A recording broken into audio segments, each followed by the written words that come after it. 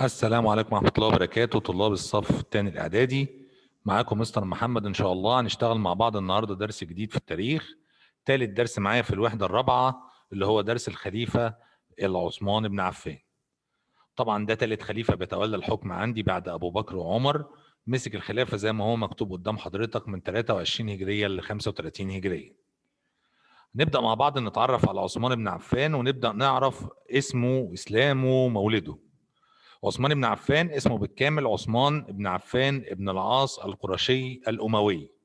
اتولد في مكة وهو طبعا بينسب لقبيلة قريش، واتولد بعد عام الفيل ب5 سنين، يعني هو كان أصغر من الرسول ب5 سنين، لأن زي ما احنا درسنا إن الرسول اتولد في عام الفيل.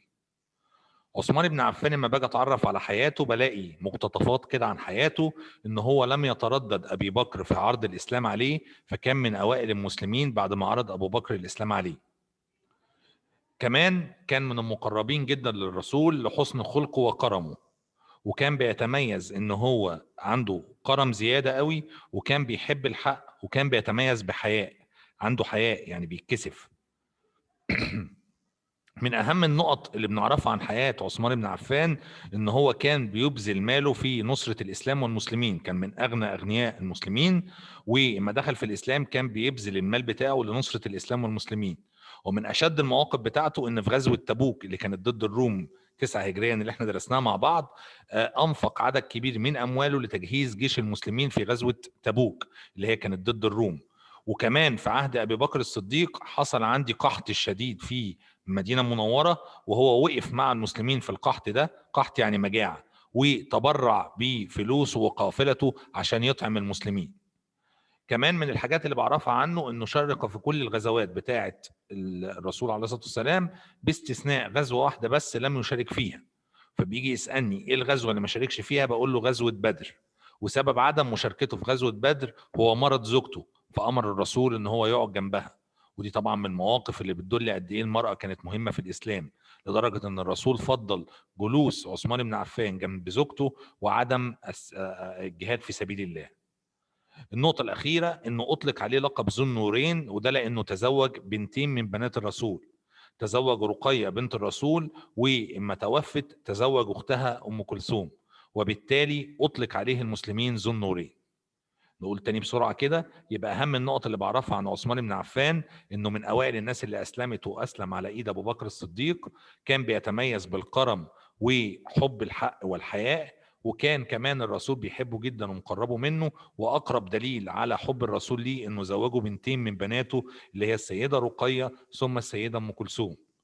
كمان ما بخلش على المسلمين بأمواله، بل بالعكس جهز جيش تبوك ضد الروم 9 هجريا، وكمان شارك في عهد أبي بكر الصديق أيام ما كان خليفة، شارك إن هو يحمي المسلمين من المجاعة اللي حصلت في يثرب.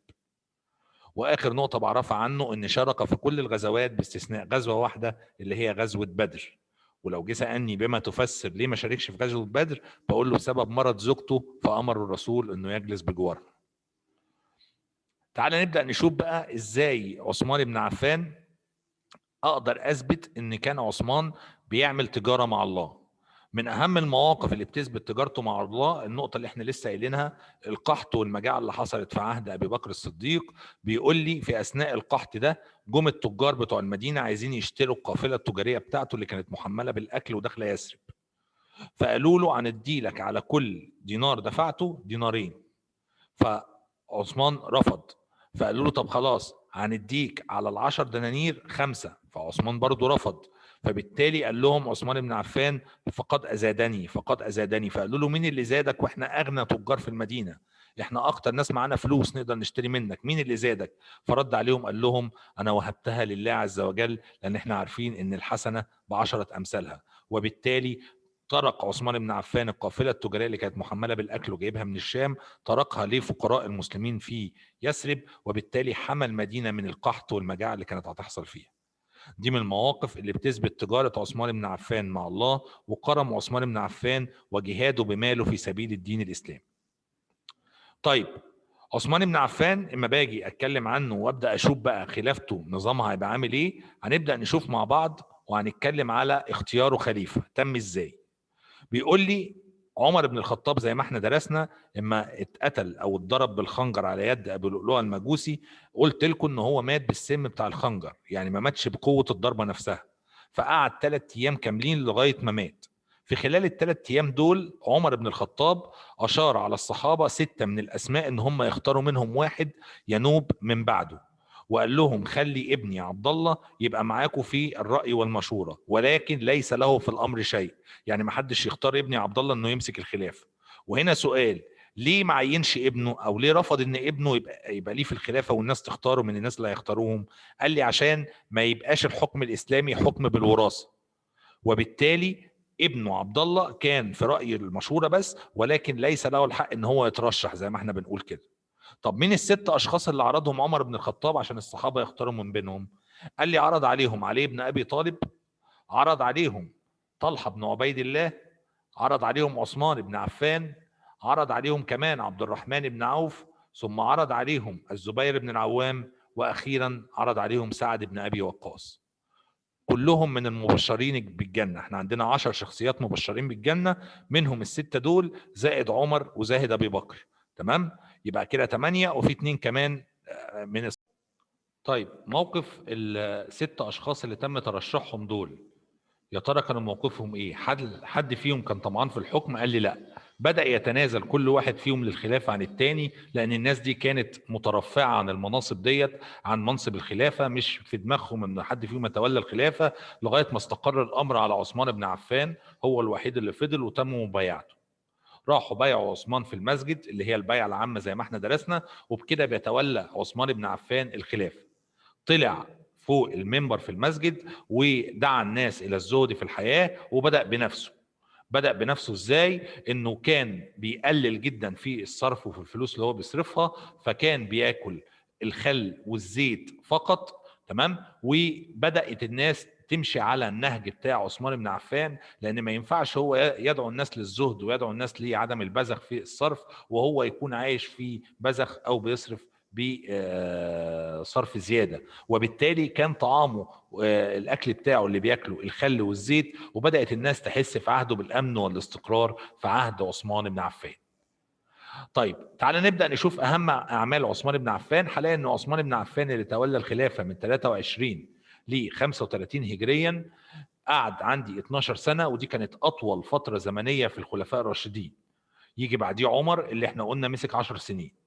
تعال نشوف عثمان عمل ايه. عثمان عمل عندي 3 اعمال زي ما هو متوضح قدام حضرتك: كتابة القرآن الكريم في مصحف واحد بلغة قريش، ثم إنشاء البحرية الإسلامية، ثم الفتوحات الإسلامية. دي كانت أهم الأعمال اللي عملها عندي عثمان بن عفان. نبدأ مع بعض بأول عمل، كتابة القرآن في مصحف واحد.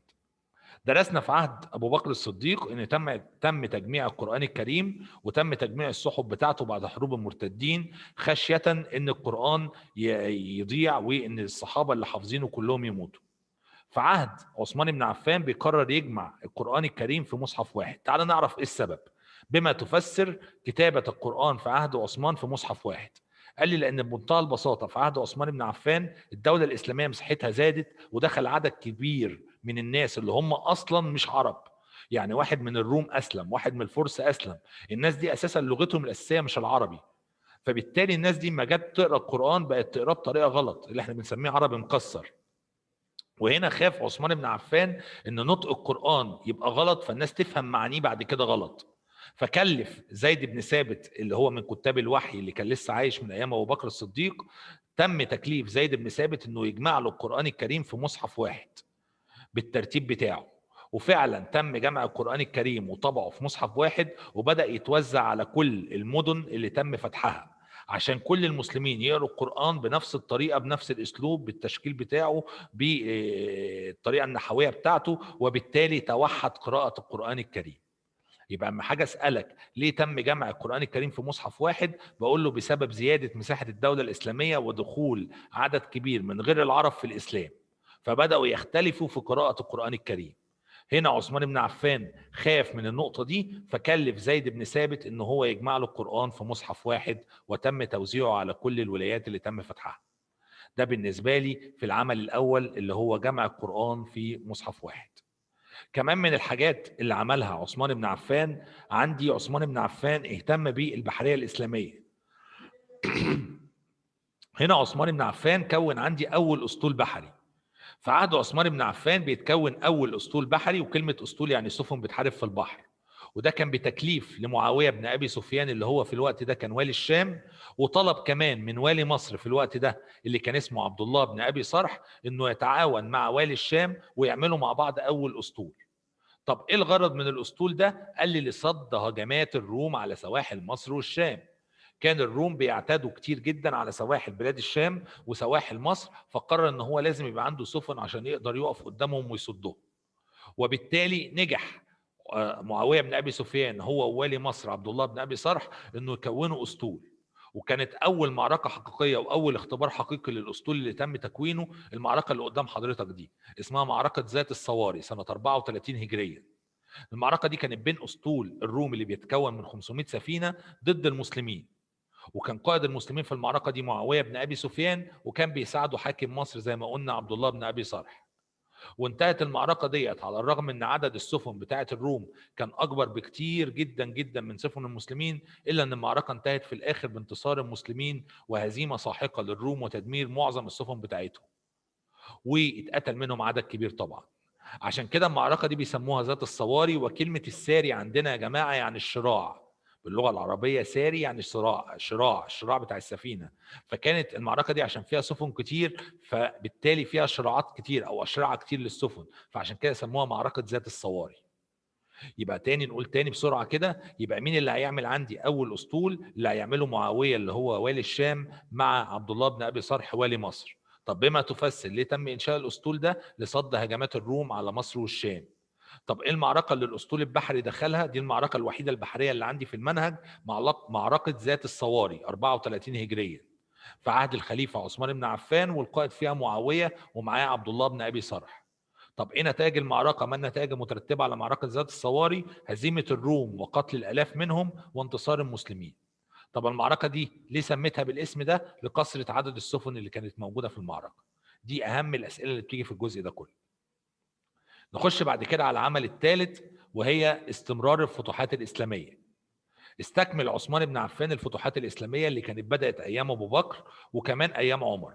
فكانت أول منطقة تم فتحها منطقة قبرص، دي جزيرة في البحر المتوسط. اللي راح فتحها كان معاوية بن أبي سفيان، هو اللي راح فتحها بنفسه.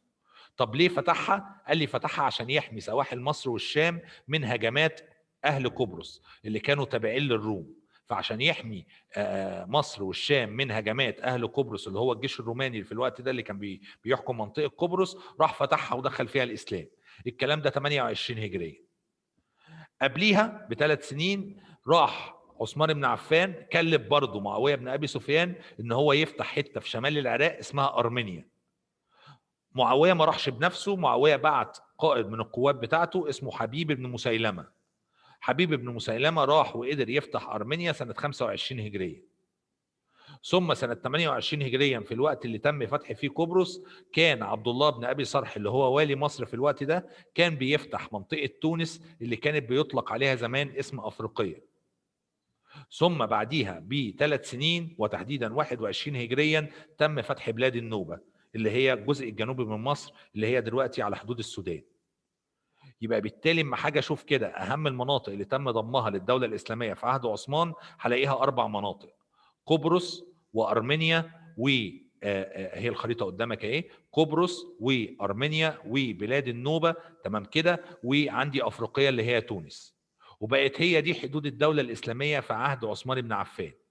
وصلت عندي حدود الدولة الإسلامية زي ما أنت شايف، لقيتها إن الدولة وصلت شمالا إلى أرمينيا، وغربا إلى بلاد أفريقية اللي هي تونس، وجنوبا إلى بلاد النوبة جنوبا. بقت كل المناطق دي حدود الدولة الإسلامية في عهد عثمان بن عفان. مش كده وبس، قدر عثمان يسيطر على كل الأراضي ديت، وكان بيعمها الخير وبيعمها الرخاء والسلام والاستقرار.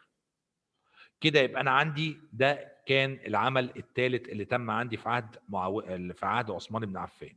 يبقى اول عمل لو افتكرنا مع بعض كده، قلنا اول عمل ان عثمان جمع القرآن في مصحف واحد. تاني عمل انه عمل البحرية الاسلامية والاسطول. وادي ثالث عمل الفتوحات الاسلامية. طيب عثمان بقى بينتهي خلافة عثمان بن عفان بكيفية وفاته. ازاي هيتم وفاة عثمان؟ قال لي حصلت فتنة كبيرة، الفتنة دي تزعمها واحد يهودي دخل في الإسلام اسمه عبد الله ابن سبأ. الراجل ده يهودي أسلم، ولكنه كان بيكره الإسلام والمسلمين، وكان بيحقد على الإسلام والمسلمين. عمل فتنة بين المسلمين، الفتنة دي كانت سبب رئيسي في هدم الدولة. يعني ايه فتنة؟ يعني يوقع بينهم. بدأ الراجل ده يدعي على عثمان بن عفان انه بيعين في المناصب المهمة في الدولة اقاربه، وانه بيشيل الناس اللي هي مش من عيلته، وبيعين ناس من عيلته وناس قرايبه. وبالتالي بدأت الفتنة تنتشر، وبدأ المنافقين اللي هم موجودين في الدولة الإسلامية عجبهم الكلام، وبدأوا زي ما بنقول كده يزيطوا في الموضوع، وبدأ الموضوع يتسع لغاية ما الموضوع بقى فتنة كبيرة في الدولة، وعمل انشقاق في صفوف الدولة الإسلامية. ده مش كده وبس، بدأ العدد يكبر لدرجة ان بدأت مطالبهم تطالب بعزل عثمان، ويطلبوا ان عثمان لازم يمشي لانه بينحاز لقرايبه وبينحاز للناس اللي هم احبابه. وبالتالي طبعا عثمان رفض الكلام ده، فراحوا محاصرين بيته وفضلوا محاصرينه اكتر من 3 ايام، لغاية ما واحد منهم راح متسلق البيت بتاعه ودخل عليه وهو قاعد بيقرأ القرآن الكريم، وراح قتل عثمان بن عفان. بمقتل عثمان بن عفان 35 هجريا اتقتل عثمان على ايد المنافقين، ولم يتم تحديد مين اللي قتله، ما عرفناش مين اللي قتله. ولكن نتيجة ان كان في ناس متمردين كتير واقفين حوالين بيته، واحد منهم طلع وقتله، ومحدش عرف مين اللي قتل عثمان. بمقتل عثمان بن عفان بينتهي حكم خلافة عثمان بن عفان عندي في الخليفة الثالث في الدولة الإسلامية. شكرا، وإن شاء الله نتقابل مع بعض بإذن الله في الخليفة الجاي اللي هو علي بن أبي طالب. بالتوفيق.